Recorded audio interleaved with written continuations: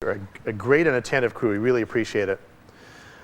I'd like to introduce our next speaker for the morning, Dan Shine. Dan Shine is Director of Marketing for HP's Mobility Program Office, a new group within Hewlett-Packard focused on growing the company into a recognized worldwide mobility market and technology leader. He is responsible for marketing and communicating the entire company's mobility strategy. With more than 10 years direct experience in mobile wireless applications, including roles in global development, marketing, alliances, and strategy. Please join me in welcoming Dan Shine. A 3-hour tour.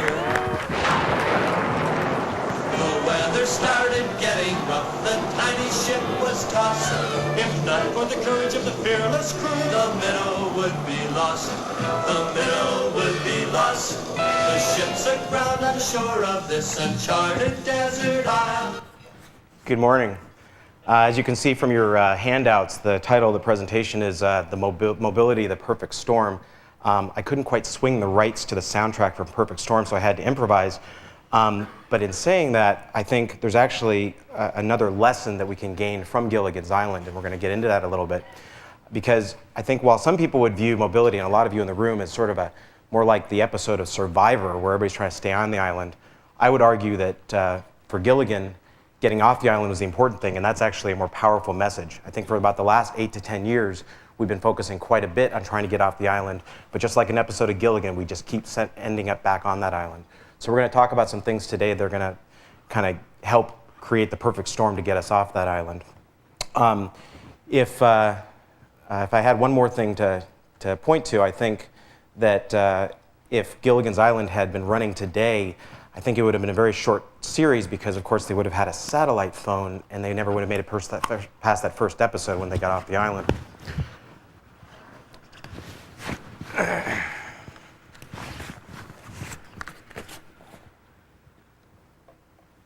So if we start talking a little bit more about Gilligan's Island and the lifestyle issues around it, I have a question for you. In fact, before I have that question, I do have one other thing. I couldn't resist this ARS program thing. Let me ask 2 questions. The first question, if you grab your clickers, we'll try to do this quickly, is if you had to be stuck on the island for 10 years, who would you want to be stuck there with? And I have a feeling I know where this is going to go, but just we'll see what happens. We may be surprised. So go ahead and click that in. Pick between one of the 6 real quick here.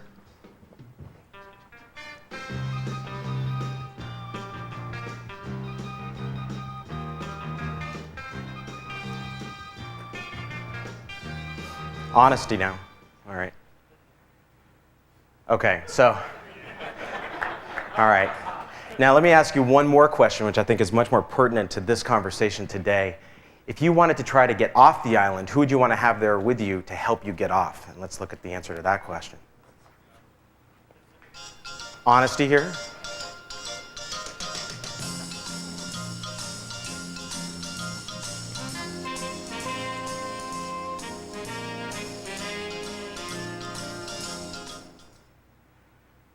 Okay, again, predictable, but even more higher than I thought. I figured I'd have some people just trying to make a point. But 75%, that's pretty huge. And there's no question but that the people you rely upon are usually the ones that have the technical know-how, the MacGyver know-how to get you off that island. And of course, in this case, the professor is one of them. But if you look at all the people in these pictures, and there's a story behind each one of them leads a lifestyle that includes mobility. Now let me ask you one more question. I won't make you click into it. If you were leaving the house in the morning and were halfway on your way to work, which items would you go back for? Would you go back for your phone, your cell phone? Would you go back for your pager? Would you go back for your laptop? Would you go back for your BlackBerry? I would argue that every single one of those things that you would actually make that U-turn and go back and do is an example of a successful mobility solution. And I would also offer up that as you start to analyze the solutions that you're going to offer to your employees, your users, that anything that doesn't meet the U-turn litmus test should not be deployed. And I think everybody in this room has had that experience of making that U-turn at least once. I'm not talking about going on a trip. I'm talking about just making it on your way to work, finding no better alternative than the mobile device that you've left at home. For each one of the people in these pictures, the device is an absolute necessity. They would all go home for that device. Some of them use it to communicate, keep up with friends, find out where the hotspots are. Others here actually run their entire business from mobile devices. That wasn't the case a couple of years ago. People could try, but they usually found within a couple of months that they were inefficient and went another way. So in terms of mobile lifestyles, the people that you're seeing here are actually making it happen and living it. And that's one of the big differences of what's happening now versus what's come before. So here's an eye chart for you. It's actually last year's eye chart, but I'm bringing it up to point out a couple of things. And I'm not going to go through each bullet, but the numbers speak for themselves. The numbers are huge. They're gigantic, humongous. Billions of dollars here, billions of dollars there. Most of the numbers actually relate to consumer spending or consumer adoption or consumer rollout. There is one that talks about $20 billion spent on mobile and wireless professional services in 2002. That's certainly a nice number. But most of the things really relate to the notion of consumer. But I would urge you to keep an eye on what's happening in the consumer market because it will have direct applicability to what's happening in the enterprise market. I will bring up two sort of statistics that aren't on there that I found to be very interesting.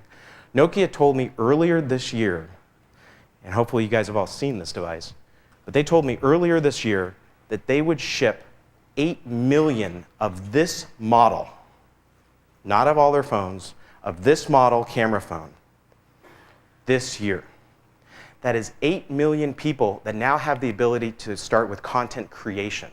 Not communication, content creation. And again, pointed at consumers, but with a direct enterprise result, as I'll talk about.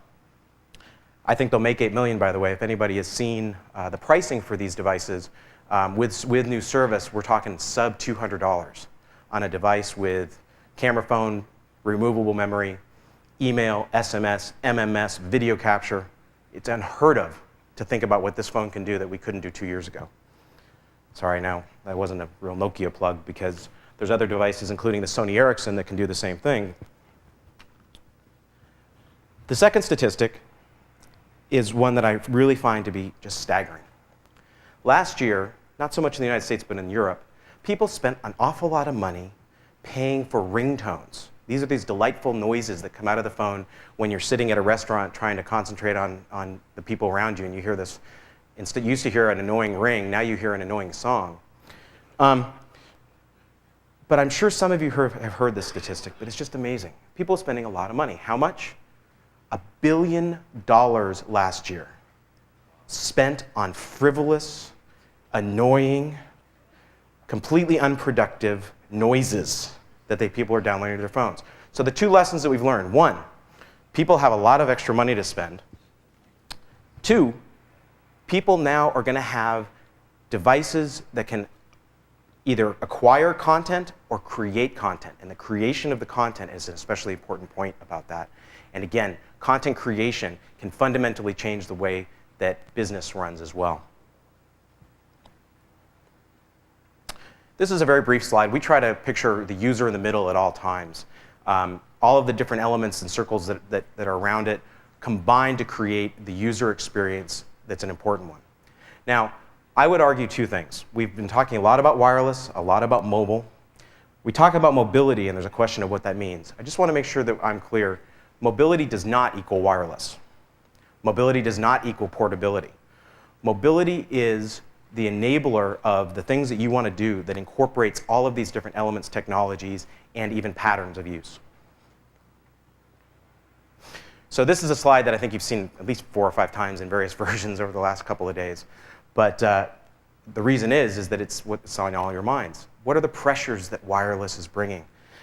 If you go to your IT group, and many of them work for you, and ask them to deploy a new mobility solution, and I think somebody mentioned the deployment of laptops yesterday, they will tell you that they're busy.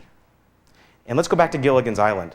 It was interesting. On Gilligan's Island, they never really seemed to have a food and water problem, and they never seemed to get sick of coconuts. But in reality, if you're on that island, food and water would be your main concern.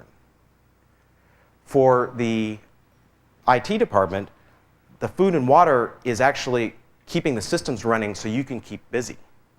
Doing anything to jeopardize that system is a significant risk, and I think you all know that.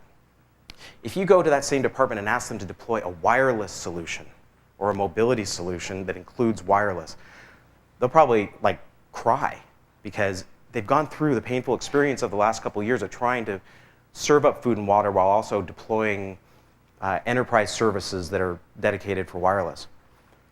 But things are changing. Those solutions are getting better. The tears are drying up. And the reason is that we have been hearing what enterprises are asking for and starting to deliver it better. There was a RIM conference, I believe just last week, where they announced that they have now deployed 11,000 of their BlackBerry enterprise servers. That's a significant increase over last year, and they expect to increase that significantly again. The other statistic that was interesting and will help lead us into the remainder of our discussion is that they indicated that whereas about a year or two ago, 2/3 of their environment was on Mobitex, which was their earlier network, they've now actually flip-flopped, so 2/3 of their deployments now, 2/3 of the devices being sold are actually on GSM GPRS.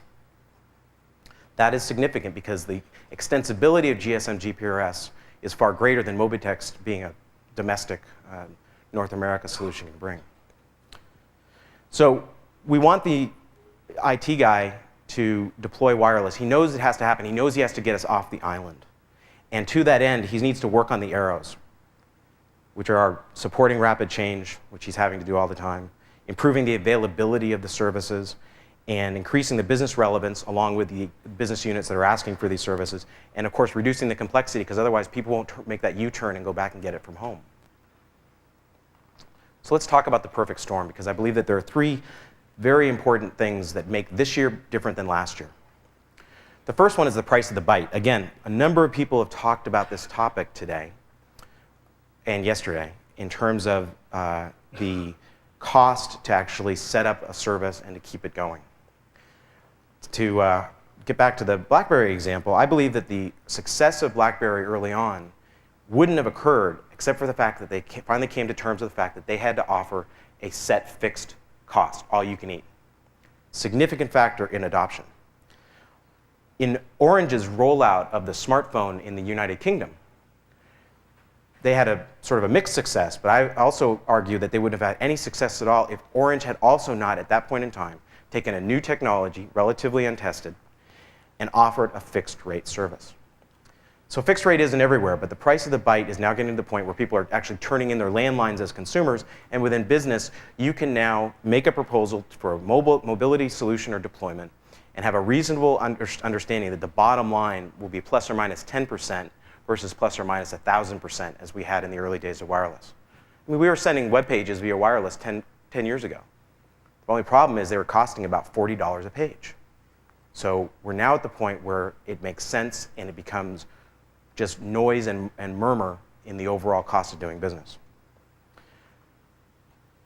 Covering the neighborhood and the globe. This is really, really important. And I separate out those two because, again, if you've been using Hatchmark to notice all the number of times that people have talked about Starbucks deployments, and I'll talk about more of that in a second, it's been a lot. It's become the litmus test. It's what other things are judged on. But there's over 2,100 Starbucks hotspot deployments in the country. And it's a viable solution for a lot of businesses for certain purposes to make things happen. It's in enough places that you can actually, it becomes ubiquitous and that you assume it will be available and are surprised when it's not. And that's a watershed moment. Similarly, in the WAN market, GSM GPRS standards, 1XRTT standards, these are things that now allow people, as I mentioned yesterday, to start to think about global deployments for their employees or deployments that will work when their employees are traveling in another country. What this means is with a one-device solution, with a card that fits in it, or a two-device solution where we're talking via Bluetooth, you now have the ability to actually roll out services, maintain your asset management, and put things out in the environment where people can use them. More importantly, however, is the fact that now I don't have to go into the western part of the San Francisco United terminal wing to get coverage. It works in all of the terminal. And I'm not talking about Wi-Fi here, I'm talking about my T-Mobile service. And I don't have to, and when I'm in Europe, I have tremendous coverage with GSM, and it's very reliable, and I've got all kinds of options, and the GPRS actually works, and the roaming agreements are in place, setting the stage for near ubiquitous coverage. I think Jerry talked about 70% availability, certainly nowhere near our Sears speaker who talked about 99% availability for their satellite service, but that's a little more expensive. So the third thing, and again, I'm an HP guy, so of course you guys know all about our devices, but devices are coming of age and not just ours. I showed you the phones, I showed you the other devices. You know, you guys have all seen people walking around with Bluetooth headsets on their head. I used my Bluetooth GPS system to get me to this hotel. After I changed the map from Northern California to Southern California, it got easier, but I did use this to get here. There are all kinds of devices that are coming together and working better together than, again, they did a year ago. And the software is obviously an important part of it too. But the point is that it's no longer just the things that you can do on your laptop. The power of these devices, the processing power, the storage capability, the removable storage, now makes them viable to actually offer much more in terms of a client-server environment. I'm going to talk more about that too. So the devices are coming of age. One of the most important things that's just barely coming along now is the notion of input options. Now, I'm not talking about laptops, I'm talking about basically everything else. You guys have all tried doing T9 input processing and voice processing, but I would argue that the solutions that are coming out this year are going to make input easier. And again, let's get back and not forget about content creation, because that's really, really important to the things you're going to want to be able to do. So I'm going to go ahead and show a video. And this is, you can hold your ears for the last 8 seconds, because it's kind of a shameless promo part for the last 8 seconds, but the first 24 seconds is good. Go ahead and run that.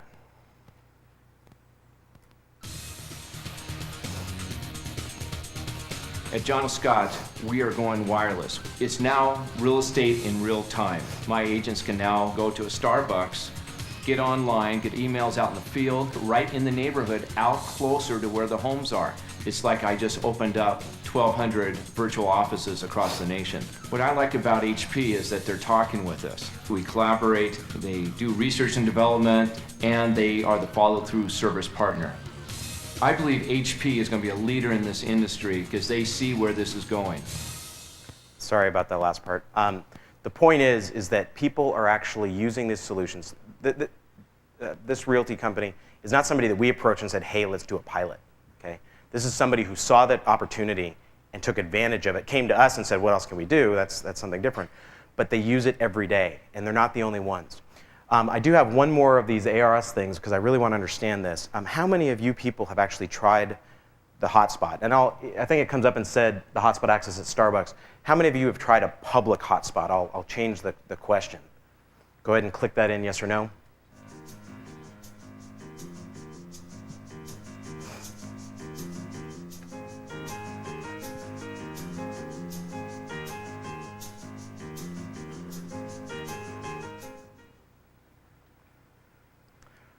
Okay, well, it's a little higher than I thought on the yes side.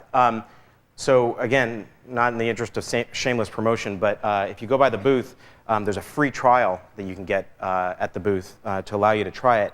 And even if you don't try the T-Mobile one and you try one of the competitor ones, you need to try it.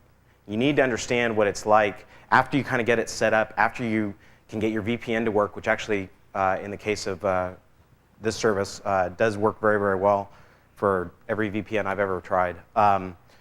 And you sit back and can realize that now, as Starbucks describes it, you're in your third place. You're not at home, you're not at the office, but you're in a place where you can have a similar efficiency experience.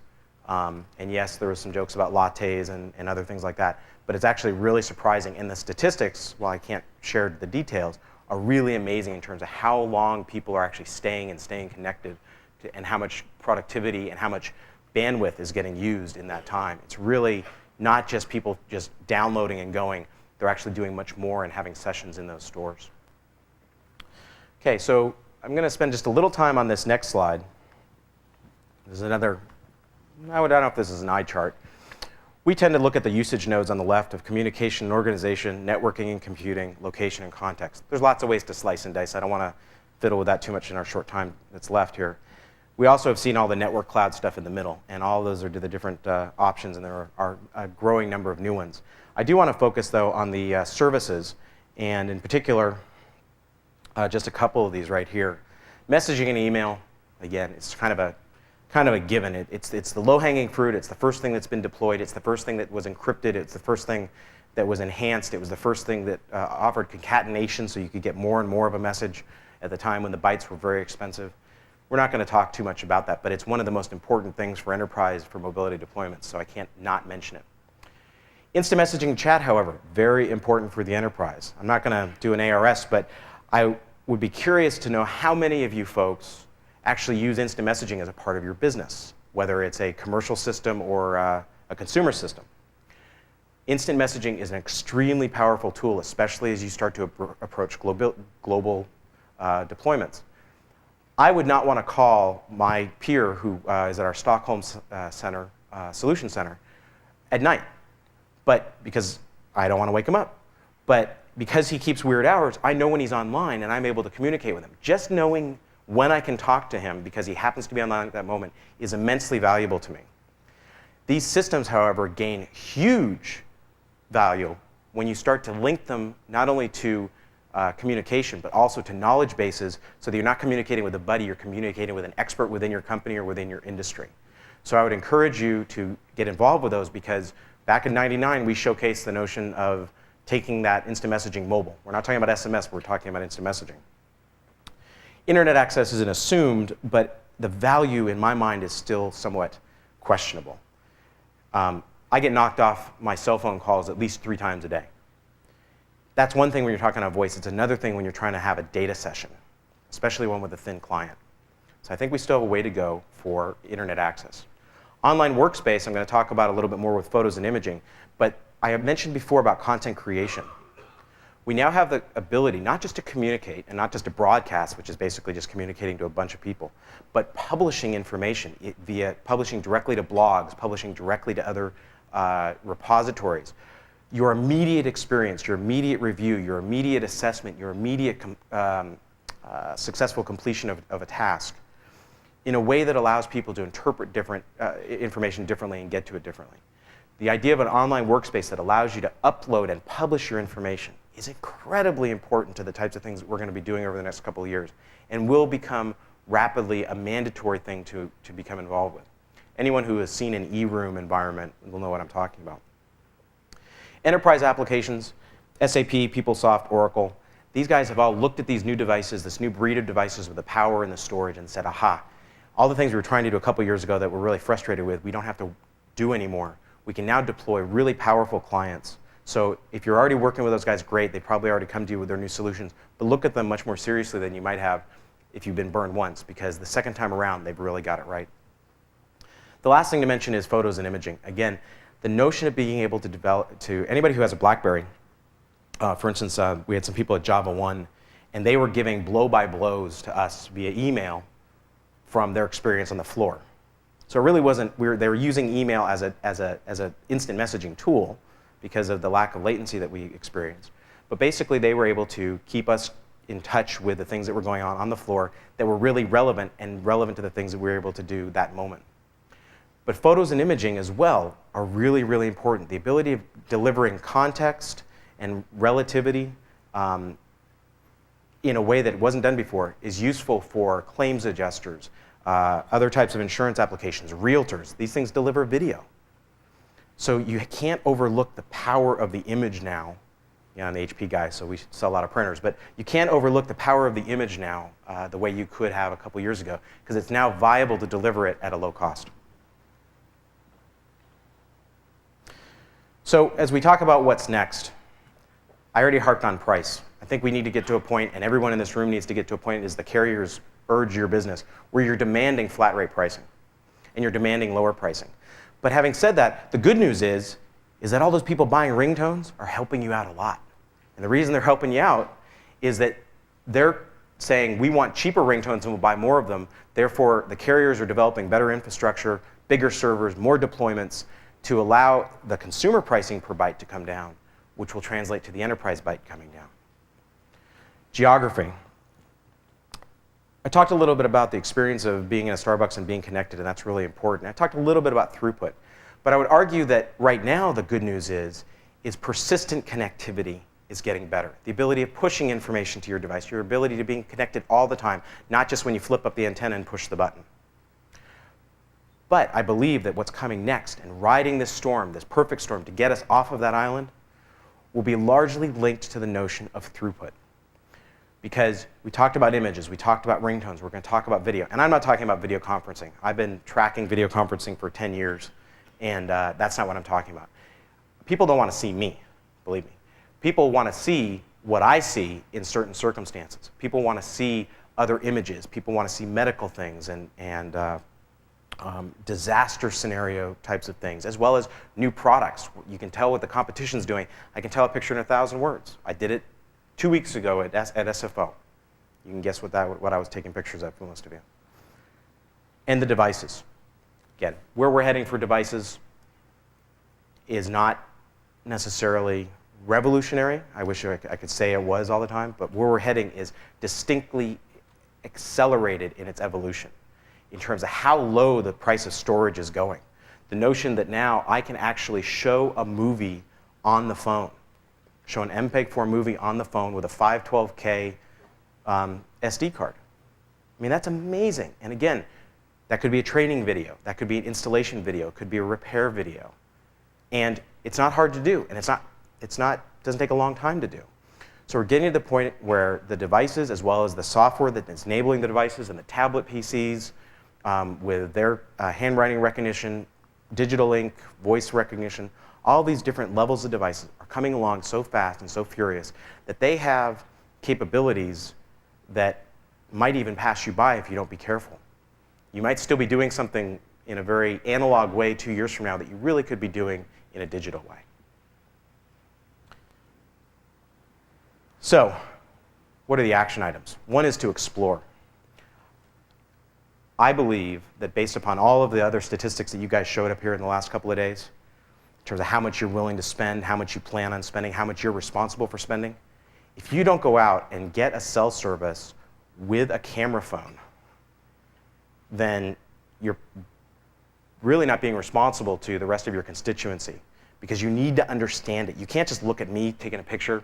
I can take a picture with the camera right now, send it via Bluetooth to the tablet. It's a great magic trick. It's not until you use it. It's not until at your next meeting, talk about content creation, you finish the meeting, you're looking at this incredible new strategy on your whiteboard, and all of a sudden you realize instead of asking somebody to transcribe it, you take a picture of it. That is a fundamental shift in what's possible with imaging. So explore the services, see what's new. You got to try it because it's not the same as it was a couple years ago. I'm guilty of that as well. I need to go back and resubscribe to a BlackBerry service or something like that so that I can see how far they've come. Planning. You need to begin your planning now because, again, it's not a situation where you can say, well, let's run a pilot and see what happens. Let's run a pilot because chances are, from what we're hearing, all of the necessary ingredients are there to make it to the next level. So let's plan the pilot, but be assumptive that that pilot will be successful. Because if you're not assumptive about that, then it kind of hangs there for 6 months, and by that time, you're waiting for the next technology. You can't do that anymore. And execute. Put these plans into place. I'm not just saying that because all the consultants out here are hurting for money. I'm saying it because now's the right time, and if you're not planning for this, your competition will. So my parting shot. Bill Gates actually admits that initially he missed the internet storm. Okay? The question is, will you miss the next storm? I heard some people talking yesterday, actually, and then somebody mentioned the term internet strategy. 5 years ago, we had an internet strategy. Today, talking about an internet strategy is like talking about your typewriter strategy. Okay? If the internet isn't pervasive in everything that you do and those technologies, then you're not really being diligent. I would argue that in 5 years, mobility will not be a strategy, but it will be like a typewriter strategy, pervasive in everything that we do. So basically, that concludes my formal remarks. I have probably time for one question, if there's one for the audience that we want to bring up.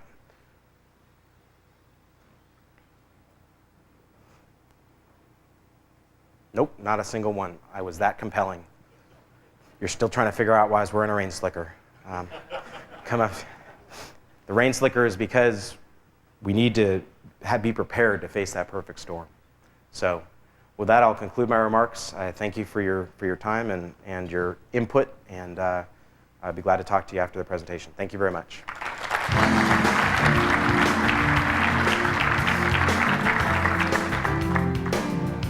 feel like I should put your coat on for you. No, no. Thank you.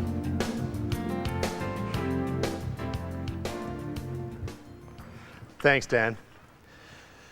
Our next speaker is Dave Salzman.